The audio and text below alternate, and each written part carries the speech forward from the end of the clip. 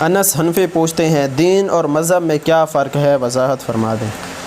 انس حنفی، آپ علمی سوال علمی حد تک رکھیں، یہاں تو روزمرہ کے سوالات کے جوابات ہوتے ہیں، آپ نے علمی سوال پوچھنا ہے تو علمی حلقوں تک فرمائیں۔ چلو آپ نے پوچھ لیا تو میں آپ کی خدمت میں عرض کر دوں، ہمارے استاد ذیل مکرم متکلم اسلام شیخ طریقت حضرت مولانا محمد الیاس گمن دامت برکاتہم اس پر قول فیصل ایک بیان فرماتے ہیں، وہ فرماتے ہیں دین اور مذہب کا بہت آسان فرق سمجھ لیں، دین نام ہے منصوصات کا اور مذہب نام ہے اجتہادیات کا۔ منصوصات کا مطلب جو اللہ کے رسول کی طرف سے آیا، اجتہادیات کا مطلب جو اللہ کے رسول کے فرامین کو صحابہ کرام اور امت کے ماہرین طبقہ، صحابہ کے شاگرد اور ائمہ اربعہ نے بیٹھ کر امت کی خدمت میں اس کی تشریح پیش کی ہے، تو وہ منصوصات جو ہے وہ دین ہے، اور جو اجتہادیات ہے یہ مذہب ہے، یہ دونوں مل کر شریعت کا جز ہیں۔ میرے خیال میں جہاں تک میں آپ کو پہنچانا چاہتا ہوں امید ہے آپ پہنچ گئے ہوں گے۔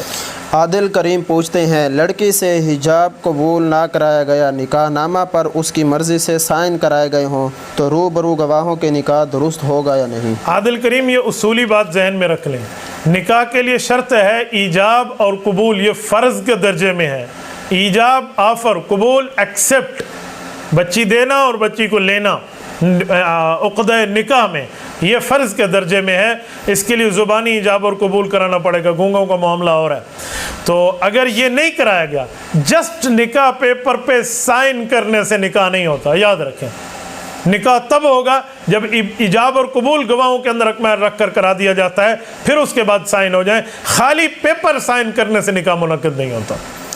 شکیل آوان پوچھتے ہیں موسیقی کون سی آیت میں حرام ہوئی ہے؟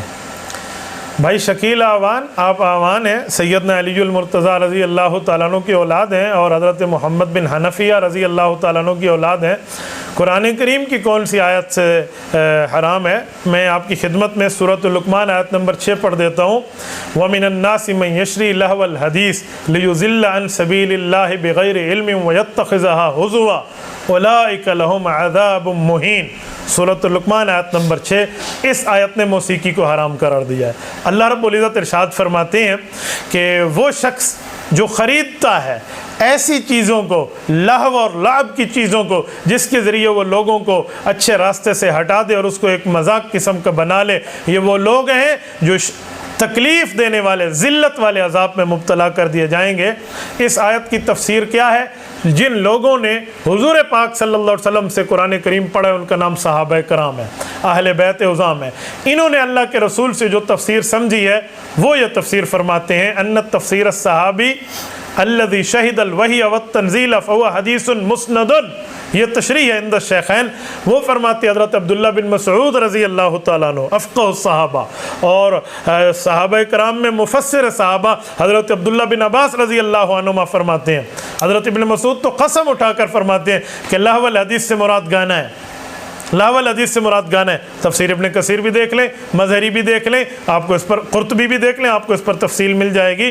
تو قرآن کریم کی اس آیت میں، باقی آیات اپنی جگہ، اس آیت میں حرام قرار دیا ہے۔ شکیل آوان میرا آپ سے ایک گلہ ہے، آپ صرف قرآن کی دلیل پوچھتے ہیں، کیا حدیث پاک آپ کے نزدیک دلیل نہیں ہے؟ میں نے تو آیت پڑھ دی ہے آپ کی مطالبے کے مطابق، لیکن کیا حدیث پاک ہمارے سامنے دلیل نہیں ہے؟ آپ کا سوال بہتر یوں ہوتا کہ حضرت شریعت اسلامیہ اس بارے میں کیا کہتی ہے۔ بعض مسائل ایسے ہوتے ہیں جس کے بارے میں قرآن میں لفظ موجود نہیں ہوتا۔ اب التحیات للہ والصلوات ہم پڑھتے ہیں، قرآن میں الفاظ موجود نہیں ہیں۔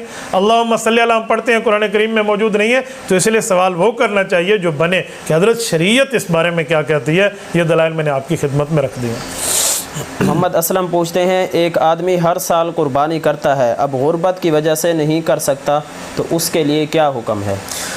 بھائی اسلم، ایک آدمی ہر سال قربانی کرتا ہے، اس پہ قربانی واجب فرض ہے تو وہ کر لیتا ہے تو ٹھیک ہو گیا۔ اس سال غریب ہو گیا ہے، اس کے اوپر قرضہ چڑھ گیا، اس کے پاس اتنا مال ہی نہیں ہے، کوئی 50,000 روپے تک کا مال کا مالک ہو، 35 سے لے کر 50,000 تک اس پہ قربانی آئے، اگر مالک ہی نہیں ہے تو غربت کی وجہ سے بس ٹھیک ہے، اس پر قربانی فریضہ متوجہ ہی نہیں ہے۔ جب متوجہ نہیں ہے تو اس پر کوئی گناہ نہیں ہے، اب رونے کی ضرورت نہیں ہے، فریضہ متوجہ ہوتا ہے۔ اس حد تک جو میں نے آپ کو معیار بتا دیا ہے وہ نہیں ہے تو پھر آپ پر کسی قسم کی کوئی قربانی نہیں ہے، آپ بے فکر رہیں۔ قدیر عباسی پوچھتے ہیں کیا قرض لے کر قربانی کر سکتے ہیں؟ جی اگر قربانی واجب ہے تو پھر بندہ قرض لے کر قربانی کرے گا، یہ یاد رکھیں۔ بعض لوگ سمجھتے ہیں قرض لیے ہونے سے قربانی نہیں ہوتی، اور بابا قرض لینے سے قربانی کیوں نہیں ہوتی؟ کس نے کہا نہیں ہوتی؟ آپ قرض کے مالک بن گئے، آپ نے قرضہ لے لیا، حلال بندے سے قرضہ لیا ہے، تو اب آپ کے اوپر قربانی کرنا ہے، کیونکہ آپ پہ قربانی واجب تھی، آپ کے پاس اتنا مال موجود تھا، لیکن آپ وہاں سے نہیں کرنا چاہ رہے تھے، آپ نے قرض لے کے کر دیا، تو بالکل ٹھیک ہے، قرضہ لے کر قربانی کی جا سکتی ہے۔ اسامہ جمیل پوچھتے ہیں کیا ہم مولانا مودودی کی کتب پڑھ سکتے ہیں؟ بیٹا اسامہ، میں تو آپ کو بالکل تجویز نہیں کروں گا، ریکمینڈ نہیں کروں گا مولانا کی کتابیں پڑھنے کے بارے میں۔ مودودی صاحب کی کتب کے اوپر رد موجود ہے، خلافت و ملوکیت پر مقام صحابہ نام سے مفتی اعظم پاکستان مولانا مفتی محمد شفیع عثمانی رحمۃ اللہ تعالیٰ علیہ نے باقاعدہ اس پر کتاب تحریر فرمائی، آپ وہ پڑھ لیں۔ اور اس کے بعض ابحاث کے جواب میں شیخ الاسلام مفتی تقی عثمانی دامت برکاتہم نے حضرت معاویہ اور تاریخی حقائق رضی اللہ عنہ، اس نام سے حضرت شیخ الاسلام نے بھی اس پر کتاب تحریر فرما دی ہے۔ آپ اپنے اکابر کو پڑھا کریں، اپنے بزرگوں کو پڑھیں تو بہت بہتر ہے۔ میں ان کی کتابیں پڑھنے اور ان کی کتب لکھی ہوئی اور ان کی تحریرات پڑھنے کو کبھی آپ کو نہیں کہوں گا، ریکمینڈ نہیں کروں گا کہ آپ اس کو پڑھیں۔ مناسب ہے کہ آپ اس سے بچ جائیں۔ ہم ان کی کتابوں کو اٹھاتے ہیں تو آپ کی خدمت میں پھر اس پر تفصیل مل جائے گی کہ وہ کیا ہے، پوری تفصیل آپ نے دیکھنی ہو تو ذرا ان دو شیخین کی کتابوں کو آپ دیکھ لیں جو میں نے آپ کو دے دیا ہے۔ اسی طرح حضرت شیخ الحدیث مولانا محمد زکریا کاندلوی رحمۃ اللہ علیہ نے بھی فتنہ مودودیت پہ کلام لکھ کر ایک کتاب چھاپی ہے، آپ اس کو بھی دیکھ سکتے ہیں، تو آپ کو اس میں اور پوری تفصیل اور ترتیب سمجھ آ جائے گی۔ وحید گجر پوچھتے ہیں ایک آدمی نے قربانی کی نیت کی اور اس کے پاس قربانی کی گنجائش نہیں تو وہ کیا کرے؟ اگر اس پر قربانی واجب ہے تو گنجائش نہیں تو قرضہ اٹھا کر یہ قربانی کرے، اور گنجائش نہیں کا معنی یہ کہ اس کے پاس اتنے پیسے نہیں ہے کہ 35,000 سے 50,000 روپے کا مالک ہو تو اس پر پھر قربانی ہے ہی نہیں، وہ نیت اس کی ثواب چلی گئی ہے، کیونکہ مؤمن کی نیت جو ہے وہ عمل سے بہتر ہے۔ ایک بندہ کہنے لگا نیت عمل سے بہتر کیسے ہے؟ میں نے کہا نیت میں ریا نہیں ہوتا، وہ صرف اللہ جانتے ہیں، اور عمل میں بعض اوقات ریا آ سکتا ہے، اللہ محفوظ فرمائے، اور جب نیت کے بعد عمل بھی ہو جائے تو یہ اس سے بھی بہتر بن جائے گا، اللہ ریا سے محفوظ فرمائے۔ تو جب اس نے نیت کر لی تھی تو بہتر ہو گیا تھا، اب گنجائش ہوتی تو کر لیتا، گنجائش ختم ہے، غربت آ گئی ہے، تو اب اس پر کسی قسم کی کوئی قربانی نہیں ہے۔ نیت اور ہوتی ہے، منت اور ہوتی ہے، اس نے منت مانی ہوتی اور وہ پوری ہو چکی ہوتی پھر تو ہم اس کو قربانی کرنے کا کہتے ہیں، لیکن نیت تھی، منت نہیں تھی، نیت اور منت کا فرق ہوتا ہے۔ قاسم اقبال پوچھتے ہیں اگر کوئی شخص 2015 میں سونے کی چیز خریدتا ہے تو زکوٰۃ بھی 2015 والی قیمت پر دینی پڑے گی یا 2020 والی قیمت پر؟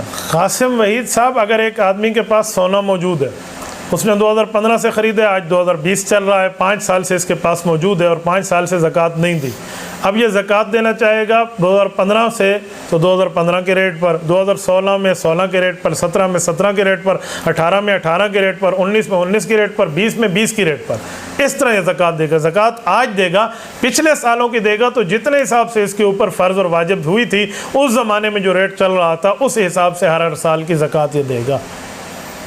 رضوان خان پوچھتے ہیں کل خوانی کرنا کیسا ہے؟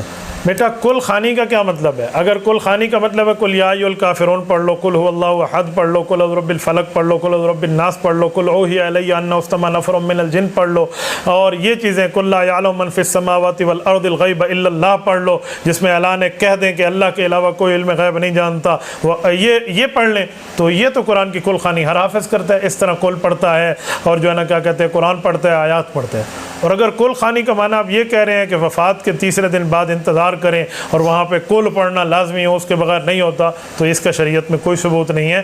آپ قرآن کریم جب بھی چاہیں آپ جس وقت چاہیں جیسے چاہیں آپ پڑھ سکتے ہیں، حدود اور قواعد کا اور قوانین کا اور آداب کا اور ضوابط کا خیال اور لحاظ رکھتے ہوئے، لیکن مروجہ جو کل خوانیاں آج کل شروع ہیں اس کا جو ہے نا کیا کہتے ہیں قرآن اور حدیث سے اور شریعت اسلامیہ سے ثبوت نہیں ملتا، اسی لیے ہم اس سے دور ہیں۔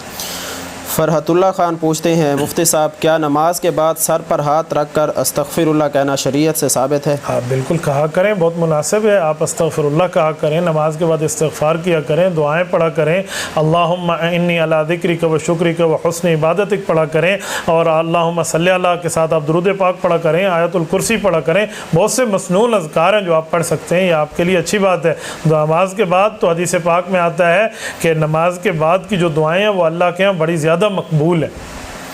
محمد حمزہ مصطفیٰ پوچھتے ہیں اگر رشوت دیے بغیر کسی کام کے ہونے کی بالکل بھی اثار نہ ہو، مطلب رشوت دیں گے تو کام ہوگا، اس کے لیے کیا حکم ہے؟ کون بھائی ہیں سوال کرنے والے؟ محمد حمزہ مصطفیٰ۔ حمزہ مصطفیٰ، اگر آپ کسی سیٹ پر اپلائی کرتے ہیں اور آپ میں اس سیٹ کی اہلیت بھی ہے، آپ وہ کورسز سارے کر چکے ہیں اور آپ بالکل سند یافتہ ہیں، کوالیفائڈ ہیں، آپ کر سکتے ہیں اور آپ کا حق بنتا ہے، لیکن وہ آپ سے رشوت لے رہا ہے تو گناہ اس کے سر ہے، آپ کے سر نہیں ہے۔ نہ دیں تو بہت بہتر ہے، لیکن اگر آپ نے دے بھی دی اس صورتحال میں تو آپ پر گناہ نہیں ہے، وہ جانے اور اس کا کام جانے اور اس کا خدا جانے۔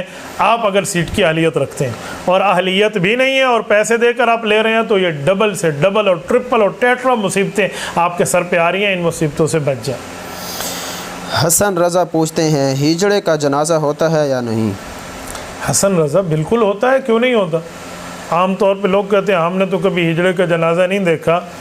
بھائی وفات کے بعد بھی اس کے عیب کو ظاہر کرتے پھر ہجڑا تھا، ہجڑا تھا، شیمل تھا، شیمل تھا، خنسا تھا، خنسا تھا، بچہ وہ جو کھدڑا تھا، کھدڑا تھا، یوں کہتے رہے، خسرا تھا۔ یہ اچھی بات نہیں ہے۔ وفات کے بعد کیا آپ نے عیب ڈالنے؟ تو زندگی میں جائز نہیں تھا کسی کا عیب جوئی کرنا۔ ویل لکل ہمزۃ لمزہ، آپ دیکھ لیں۔ تو یہ یاد رکھیں جنازہ ہوتا ہے، لیکن اس میں تھوڑی تفصیل ہے جو عوام تفصیل جانتی نہیں ہے۔ اگر عوام ہجڑے کی جنازے کی تفصیل کو جان لے تو میرے خیال میں اعتراض نہ ہے۔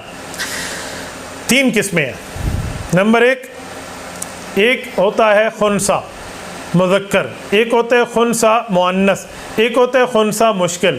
یہ معرکۃ الآراء مسئلہ ہے جس میں رائے لڑتی ہیں دلائل کے ساتھ۔ خنسا مذکر پیدائشی ہجڑا ہے، لیکن اس میں علامت پیشاب والی جو ظاہر ہے، پیشاب وہ مرد والی علامات سے کرتا ہے، یہ خنسا مذکر ہے۔ اس کا عورتوں سے پردہ ہے، اس کو مرد ہی سمجھا جائے گا بالغ ہونے کے بعد، اور معاملات اس کے ویسے ہی چلیں گے، یعنی بلوغ کی عمر کے بعد۔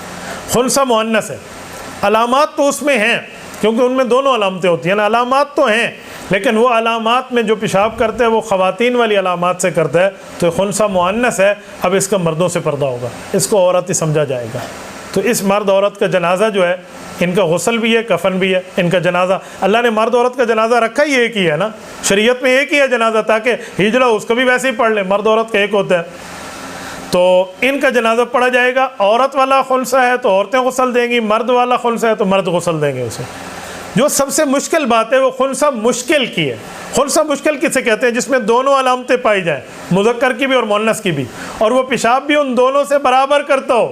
یہ نہیں ہے اس سے زیادہ اس سے کم آتے ہیں تو جس سے زیادہ آتے ہیں اس کو اس طرف پھیر دیں گے، یوں نہیں ہے، اس سے دونوں کے برابر کا معاملات ہو۔ اب اس کی وراثت کا مسئلہ بھی آ جاتا ہے اور اس کے جنازے کا مسئلہ بھی آ جاتا ہے۔ فقہا کو اللہ پاک غریق رحمت فرمائے، کیا وہ کہتے ہیں؟ کہتے ہیں اگر خنسا مشکل ہے تو اس کا غسل مرد کیسے کرائے گا، اور عورت خنسا مشکل ہے تو عورت کیسے کرے گی؟ دونوں علامتیں پائی جاتی ہیں۔ کہا اس کو غسل نہ کرایا جائے وفات کے بعد، ہاتھ پہ کپڑا لپیٹا جائے، کپڑے پہ اس کو تیمم کرا دیا جائے، بس تیمم کے اعضاء پہ، چہرے پہ اور بازو پہ، بس اس کو دفنا دیا جائے، ٹھیک ہو گیا۔ اس کا یہ معاملہ ہے، ہاتھ پہ کپڑا لپیٹ کر، اس حد تک معاملہ موجود ہے۔ آپ تاترخانیہ ہندیہ ان طرح کی کتابوں کو، شامیہ کو آپ دیکھ سکتے ہیں، اس پر آپ کو تفصیل مل جائے گی۔ شریعت کے ماہرین نے اس کو باقاعدہ قرآن اور حدیث کو سامنے رکھ کے اسے اصول مرتب فرمائے ہیں۔ تو یہ خنسا مشکل کی تھوڑی تفصیل تھی جو میں نے آپ کی خدمت میں رکھ دی ہے۔ لوگوں نے اس پہ کیا بنایا، نہیں اس کو کوئی ٹیم ہے وہ لے جاتی ہے جی، یوں ہو جاتا ہے، یوں ہو جاتا ہے، خن سے کہ آج تک ہم نے قبر نہیں دیکھی۔ میں نے کہا تیرا دماغ خراب ہے، قبر کے اوپر لکھیں گے ہجڑے کی قبر ہے، کوئی مذاق بنوانا ہے، کوئی فنی میٹر چل رہا ہے، اور خدا کے بندے کیا سے کیا کہہ رہے ہو؟ عیب جو ہی زندگی میں اچھالنا ٹھیک نہیں ہے، آپ موت کے بعد اچھالنا شروع کر دیتے ہیں۔ تو ان حدود اور قواعد کو رکھ کر آپ جنازے کو پڑھ سکتے ہیں۔ اور جو اس کی وراثت کا مسئلہ ہے انشاءاللہ اس پہ بھی اگر آپ سوال تفصیلی بھیج دیں تو میں تفصیلی دارالفتاح سے لکھوا کے جواب دے دوں۔ یہ آن ایئر روزمرہ کے سوال کے جواب ہوتے ہیں، اتنی تفصیل کی اس موقع پہ گنجائش نہیں ہوتی۔ عدیل شاہ پوچھتے ہیں نعت خوانی کی اجرت لینا کیسا ہے؟ نعت خوانی کی اجرت لینا حرام ہے، قرآن کریم کی اجرت لینا غلط ہے، یہ اجرتیں نہیں ہوتی۔ اگر کوئی نعت خوان کا تعاون کر رہا ہوتا ہے تو نعت خوان کو جس بندے نے بلوایا ہے اس کو جب اپنے شہر سے آپ دوسرے شہر بلوائیں گے تو اس کے آنے جانے کے اخراجات تو ہوں گے نا، وہ آپ کو پے کرنے پڑیں گے۔ لوگ اس کو اجرت کہتے ہیں، جی اس کی اجرت نہیں ہے، یہ اس کے آنے جانے کے خرچہ ہے۔ باقی نعت خوانی کی اجرت نہیں ہوتی، یہ اللہ کے لیے کی جاتی ہے۔ بیانات کی اجرت نہیں ہوتی، یہ اللہ کے لیے کیے جاتے ہیں۔ جزاکم اللہ تعالی و آخر دعوانا ان الحمد للہ رب العالمین۔